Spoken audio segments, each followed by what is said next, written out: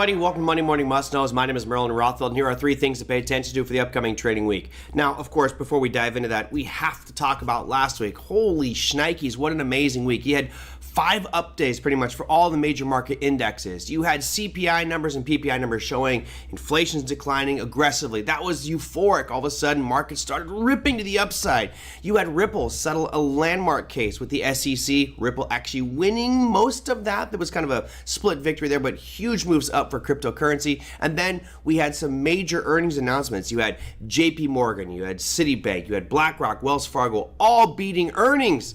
Now, some of them were down on the Friday, but at least good start to earnings season, and that's where we will start off our Monday Morning Must Knows, is talking about earnings season. Now, there's not a lot of names out there this week. There are 296 companies reporting. Monday, you've got nothing. Tuesday, you have Bank of America, Morgan Stanley, Synchrony Financial, Charles Schwab, PNC Financial, Lockheed Martin, and JBHT Transportation. On Wednesday, you've got Netflix, Tesla, IBM, Goldman Sachs, Alcoa, United Airlines, and Halliburton. Wednesday, really the biggest day with Netflix and Tesla, the behemoths out there in that NASDAQ index. And on Thursday, Johnson & Johnson, Intuitive Surgical, American Airlines, CSX, Philip Morris, and Freeport-McMoRan.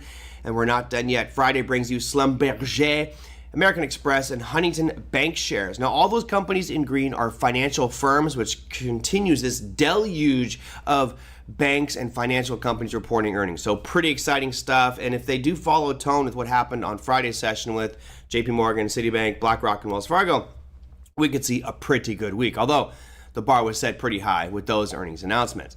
Now, let's shift to something that normally isn't that significant, but it is starting to become much more relevant, at least for me and I think for economists, with regards to gross domestic product. And that is manufacturing. I know we don't spend a lot of time here because manufacturing in the United States isn't the backbone of it, but manufacturing in the United States represents, let's do a trivia question, just off the top of your head, those watching the video right now, what percentage of GDP of the United States comes from manufacturing?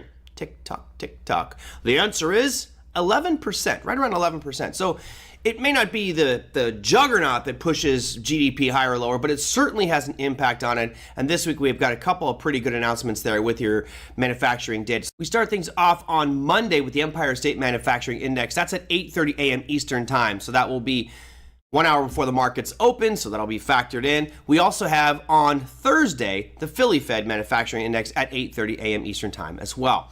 Now, the reason I find this one so interesting, again, is the amount of impact it has on GDP. So where do we stand currently with manufacturing in the United States? Well, let's take a look at a graph here, which I think is very telling. This is put together by the Bureau of Economic Analysis. And you notice these are the components that make up gross domestic product. Really, what are we producing in the United States? You can see number 1 up there, healthcare and social assistance. That's number 1. Thank you, government, for that. Retail trade. Those are your big movers that have pushed GDP up to that 2% mark. But notice down here at the bottom, we have a little red box that's going to pop up. You've got a few sectors that are actually pulling this GDP number down. You have management of companies and enterprises, utilities, wholesale trade, non-durable goods manufacturing, durable goods manufacturing, and finance and insurance. Now, the finance and insurance one we understand because major banking crisis over the past 6 months or so that's understandable. But look at this, manufacturing, those 2 numbers right there are having a significant pull down on GDP. So if we start to see these numbers for manufacturing show a little bit of hope, a glimmer of hope, and start to look more positive, then GDP might really start to increase, therefore giving the Fed more license to stop raising rates, hold them where they're at, and if it does continue to rise with GDP, we may even see them start to lower here in the near future because inflation is declining rapidly, unemployment is staying historically low. To get that GDP number to start to climb, no need to be raising rates, we might even start to cut. So it could be a very interesting change coming up here in the next few months with regards to our broad market, but keep your eye on those manufacturing numbers on Monday and on Thursday. And finally, probably the lightest piece of news for the week, that's going to be retail sales numbers. Now, retail sales, generally around the holiday season into January, we want to keep an eye on those because that's when the big shopping sprees happen. But it is important to see where we stand with regards to historical norms on retail sales because, of course, more spending means more GDP, more consumption, prices move up, markets do great. Less spending, things start to contract.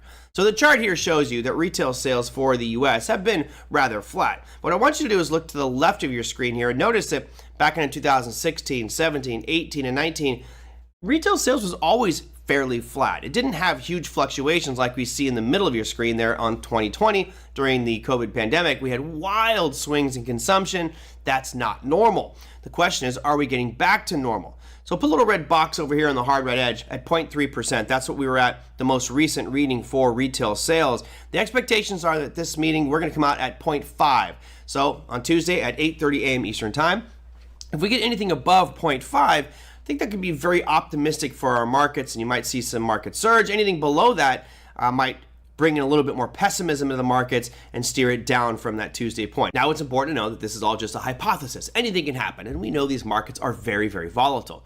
What is important is to know the times that these reports are released, because that's when the major influx of volume, excitement, fear, greed, panic will show up on the price charts. Now, the good news is Tuesday at 8:30 a.m. Eastern Time, that's before the market opens. So by the time the opening bell rings, retail sales will already be priced in, but it should bring in a good degree of volatility into the marketplace on your Tuesday session. So we got a lot of exciting stuff for this week. Earnings calendar is really what's on deck. That, my friends, is your Monday Morning Must-Knows. We'll see you next week.